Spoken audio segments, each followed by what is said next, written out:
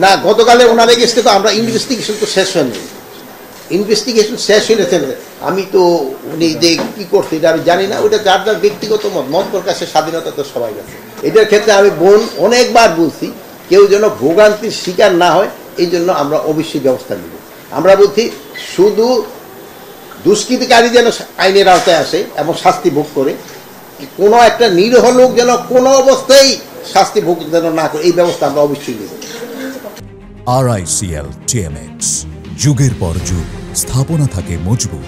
এই জন্য তো স্বরাষ্ট্র মন্ত্রণালয় দাবি দেওয়া থাকবো, দাবি দেওয়া পূরণ হবে, আবার কেউ দাবি দেওয়া নিয়ে আসবে।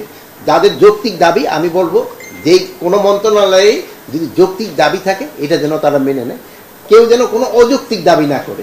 আর একটা আমি সবসময় আপনার মাধ্যমে অনুরোধ করছি, আপনার অনুরোধ করছেন যে রাস্তাঘাট প্রতিবন্ধকতা সৃষ্টি না করে যার যার কমপ্লেক্সের ভিতরে যদি করে ওইটা সবচেয়ে ভালো।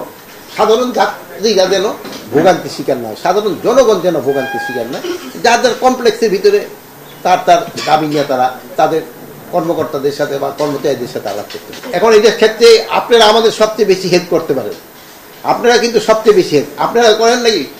আবার আপনারা মাইন্ড করেন না, কথা বলি, ওই পুলিশ কি অ্যাকশনটা নিল ওইটার একটা খুব বড় ছবি দেখেন, আর যে প্রথম যে যারা ভেঙ্গে ফেলাইলো ওই ছবিটা কিন্তু আপনারা দেন না।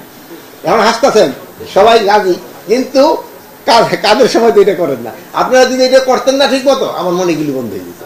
এই জন্য আমি আপনাদের কাছে অনুরোধ করবো, আপনারা যদি প্রপারভাবে এই জিনিসগুলি করে যে মানুষের ভোগান্তি হয়, তো দেখবেন লোকজনে অটোমেটিক চলে যাবে। যেহেতু পাবলিক সেন্টিমেন্ট কিন্তু একটা বড় ধরনের সেন্টিমেন্ট, আপনারা কিন্তু পাবলিক সেন্টিমেন্টটা আপনারাই ক্রিয়েট করতে পারেন, আপনারাই কিন্তু সবচেয়ে বেশি হেল্প করতে পারেন। আপনারা যদি দেখেন যে এরা যে এদের মাধ্যমে পাবলিকের ভোগান্তি হচ্ছে, এটা যদি আপনারা প্রকাশ করে দিতে পারেন, তো দেখবেন ওনার এক সময় কিন্তু সবাই, যেহেতু আমরা তো সবাই তো মানুষ, যার যারটা বুঝি, সেই সময় বলবো যে না রে, জনগণের আর ভোগান্তি করা যাবে।